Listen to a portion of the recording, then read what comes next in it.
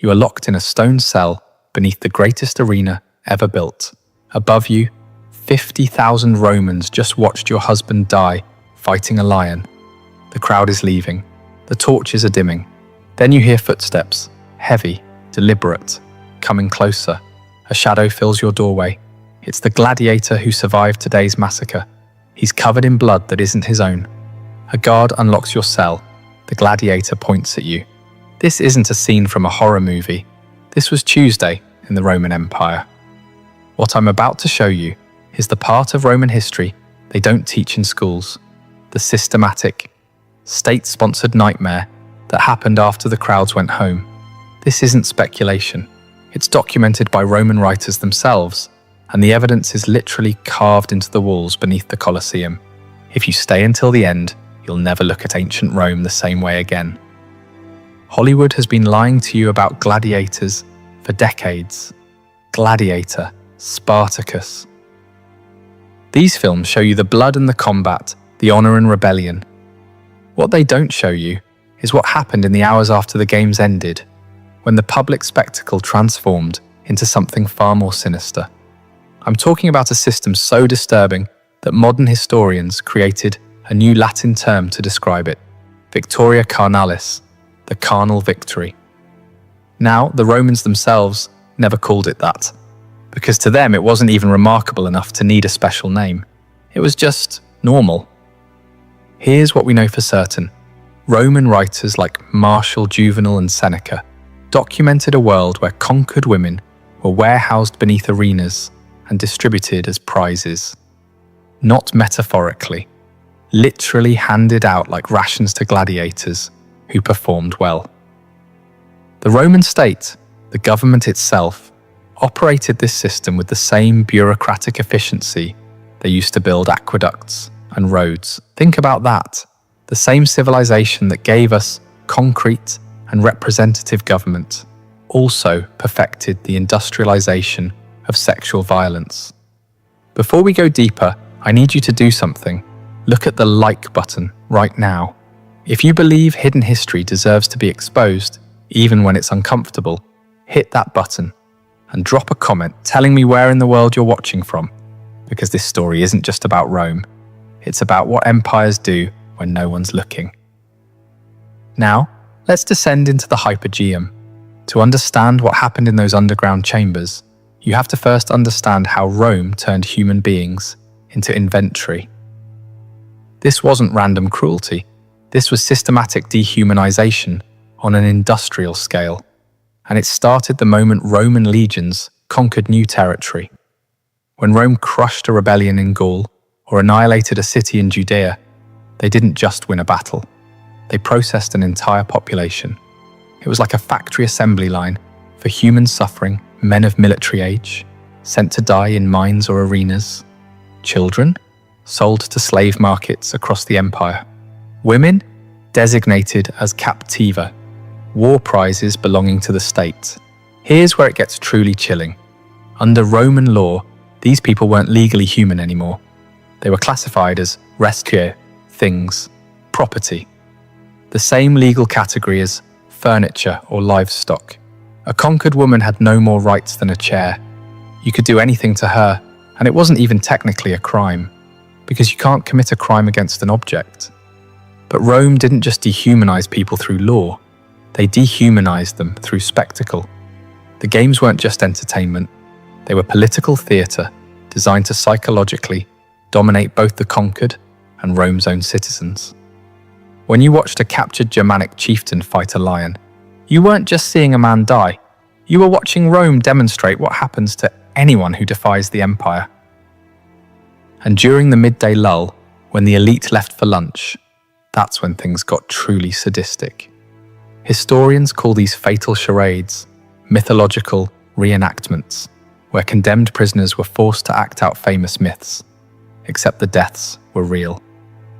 The poet Martial, writing in the 1st century AD, describes these scenes with disturbing casualness, like he's reviewing a restaurant. He writes about a prisoner dressed as Orpheus, the legendary musician who could charm any creature with his song. They led him into the arena with a lyre, released a bear. Martial notes, almost disappointed, that this time the music didn't work, as the bear mauled the man to death while 50,000 people ate honeyed dates. In another passage, and I'm warning you, this is deeply disturbing, Martial describes a woman forced to reenact the myth of Pasiphae, who mated with a sacred bull. For this prisoner, it meant being publicly assaulted by an animal in front of thousands of spectators until she died from her injuries. Read that again. The Roman state designed a system where human beings were raped to death by animals as lunchtime entertainment. This wasn't the sick fantasy of one mad emperor. This was decades of standard operating procedure. Senators brought their children to watch. The events were advertised on walls throughout the city. Vendors sold snacks. Martial himself notes that, whatever myth tells us, the arena makes real. But here's the thing that should terrify you. He's writing this as a compliment. He's praising the efficiency of the system. This was the environment, this industrialized bureaucratic machinery of cruelty that also processed conquered women into the reward system for gladiators. Now, let's talk about the men who received these rewards. Gladiators existed in a bizarre contradiction that Rome never fully resolved.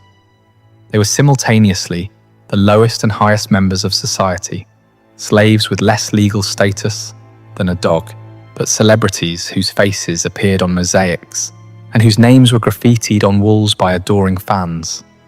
Women of the aristocracy were obsessed with them. Ancient graffiti from Pompeii calls one gladiator the sigh of the girls and another the glory of the ladies. There are documented cases of noblewomen sneaking into gladiator barracks, paying off guards for private encounters. The gladiator Sergius apparently had affairs with multiple married patrician women, causing enormous scandals. Even stranger, their bodily fluids were commodified. Gladiator sweat was collected after fights, mixed with olive oil, and sold as an aphrodisiac and beauty treatment. Think about that level of celebrity worship. These are enslaved men whose perspiration is being bottled and marketed to the upper classes. But Rome lived in constant terror of these men. The Spartacus rebellion, which happened in 73 BC, was burned into Roman cultural memory. 78 gladiators had escaped, raised an army of 70,000, and nearly brought Rome to its knees. For 2 years, they humiliated legion after legion. When Rome finally crushed them, they crucified 6,000 survivors along the Appian Way, one body every 40 meters for 200 kilometers, a forest of crosses stretching from Rome to Capua. That trauma never left the Roman psyche. Every time a gladiator picked up a sword, every lanista who ran a gladiator school, every spectator in the stands, they all remembered that these men had once come terrifyingly close to burning Rome to the ground. So how do you control incredibly dangerous, incredibly valuable men who have legitimate grievances and the combat skills to act on them? You use a combination of brutal punishment and calculated rewards. Extra food rations, prize money, freedom after enough victories. But the sources hint at something else, something more primal: access to conquered women. The documentation here is frustratingly scattered. Roman writers mention it in passing, like it's too obvious to explain in detail. But when you piece together references from Martial, Juvenal, and later sources, a pattern emerges. After a particularly impressive victory, particularly during the major games funded by the emperor or wealthy senators, gladiators who survived and fought well were given what ancient sources vaguely refer to as privileges of the victor. Modern historians, reading between the lines and cross-referencing with what we know about military rewards and slave management, believe this often meant access to female captives held beneath the arena. The process appears to have been chillingly bureaucratic. The gladiator would be brought down into the hypogeum, the vast underground network beneath the arena floor, still wearing his armor, still covered in the blood and sand of the arena. A ludus official or an arena administrator would act as an escort. They'd walk through tunnels lit by oil lamps, past the animal cages and the mechanical lifts, until they reached a specific section of holding cells. These weren't general prison cells. Archaeological evidence from various amphitheatres across the empire, Capua, Pompeii, even beneath the Colosseum itself, reveals small chambers with distinctive features: stone benches, iron rings anchored into walls at waist height and near the floor, doors that lock from the outside. Some rooms show evidence of chains permanently mounted to the architecture. The women held in these cells were called captivae damnati, condemned war captives. They'd already been processed through Rome's bureaucracy of conquest. Their names were recorded in ledgers by officials called commentaries, who tracked state property. Each woman was assigned a number and a category based on her origin: Germanica, Britannica, Parthica. The gladiator would be shown a row of cells. Some accounts suggest he could choose. Others imply women were simply assigned, like equipment being checked out of a warehouse. Either way, a guard would unlock the designated cell. The woman would be brought out, or the gladiator would enter. The door would be locked again. What happened next isn't described in explicit detail in surviving sources, but it doesn't take much imagination. The architecture tells the story, the texts won't. Here's what makes this especially sinister. This wasn't a crime. It wasn't even viewed as morally questionable by most Romans. This was part of the operational budget of the games. The logistics of Victoria Carnalis were handled by the same administrators who scheduled animal fights and maintained arena equipment. From the state's perspective, this system solved multiple problems elegantly. It rewarded loyal gladiators cheaply. Conquered women cost the state nothing, as they were already classified as spoils of war. It reinforced the gladiator's sense of power and privilege without actually giving him any real freedom or authority. And it sent a message to both the gladiator and the conquered people. This is what Roman dominance means. Your victory in the arena earns you the same right the emperor has: absolute power over the conquered. One Roman writer, whose name is lost, but whose work is quoted by later historians, put it bluntly: the victor claims his prize in the same manner the empire claims its provinces, by right of conquest. Let's talk about the physical spaces where this happened, because the archaeology is damning. When archaeologists first excavated beneath the Colosseum in the 19th century, they were primarily interested in the impressive engineering, the elevator systems that lifted animals to arena level, the complex tunnels for moving personnel and equipment. But as excavations continued, they found something they didn't expect: specialized chambers that served no obvious logistical purpose. These rooms are small, typically 10 to 15 square meters. They're located in a separate section of the hypogeum, away from animal cages and gladiator-ready rooms. Their distinctive features are what make modern archaeologists uncomfortable. Stone benches line the walls, but unlike benches in other chambers, these are built at a specific height. Iron rings are anchored into the walls at multiple heights, some at floor level, some at waist height, some higher. The doors are heavy wood reinforced with iron, and they lock from the outside.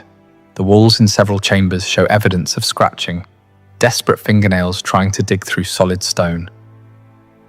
The Roman historian Cassius Dio, writing in the 3rd century AD, mentions that beneath major amphitheatres were chambers for those awaiting their use. The phrasing is deliberately vague, but in context he's discussing the logistics of the games, specifically the management of human resources. But the most disturbing evidence comes from graffiti. In the hypogeum beneath the amphitheatre in Capua, the same city where Spartacus launched his rebellion, archaeologists found scratch marks on cell walls. Some are in Latin, others in languages from across the empire. Most are fragmentary, but a few are legible. One, written in crude Latin by someone clearly not a native speaker, translates roughly to, "I was Aemilia of the Brigantes. I saw my children killed, now I am nothing." Another, in what appears to be Celtic, has been translated as, "To any god who listens, let me die before tomorrow." These aren't the voices history typically preserves. Roman chronicles name emperors and generals, track military victories and architectural achievements. They don't record the names of conquered women catalogued as property, but the stones remember. The architecture itself tells us something crucial. This system was designed for efficiency and repetition. These weren't improvised assault locations. They were purpose-built, maintained facilities with specific design features meant to facilitate what happened inside them. Compare this to how Rome handled other aspects of gladiatorial management, and the pattern becomes clear. Gladiator barracks, animal facilities, weapons storage, every element of the arena infrastructure was carefully planned and standardized across the empire. The captivae chambers fit the same pattern. This was state-sponsored infrastructure for systematic abuse. Some historians argue we shouldn't read too much into these chambers, that they could have been used for various purposes, that we're projecting modern concerns onto ambiguous evidence. But when you combine the architecture with the literary references, the pattern of Roman military culture, and basic logic about how the system functioned, the picture becomes painfully clear. Now we have to confront the hardest part of this story, what this actually meant for the women trapped in this system. History is almost completely silent on their individual experiences. We don't have diaries, we don't have testimony. What we have are ledgers that list them as numbers and property inventories that describe them like livestock, female Germanic, approximately 20 years, good health, assigned to Colosseum holding. But we can reconstruct the nightmare from what we know about the conquest process. These women weren't random prisoners. They came from specific contexts of absolute trauma. When Rome conquered a region that resisted, say during the Dacian Wars or the suppression of the Britannic revolt led by Boudicca, the aftermath was methodical Roman military procedure dictated that after the final battle, the civilian population would be processed. Men of fighting age were killed or enslaved for hard labor. Children under a certain age were separated and sold to slave markets in the East, where they'd never see their homeland or families again. Women of childbearing age were designated as captivae and transported in chains to holding facilities. For a woman in this situation, the journey to the arena was already a descent through multiple circles of hell. You'd watched your village burn. You'd seen your children torn from your arms, screaming. You'd been chained to dozens of other women and marched hundreds of miles to Rome. You'd been stripped, examined like livestock, assigned a number, and locked in a cell beneath the greatest monument to the civilization that destroyed everything you knew. The waiting was its own form of torture. You could hear everything. The roar of the crowd above, as people you might have known were executed in creative ways for entertainment. The screams of animals being slaughtered. The cheers when a gladiator delivered a particularly skillful killing blow. And you knew you'd never leave. There was no ransom system, no prisoner exchange. Rome didn't negotiate with the conquered. Your people back home, if they even survived, would never know what happened to you. You'd simply disappear into the machinery of empire. Then came the footsteps.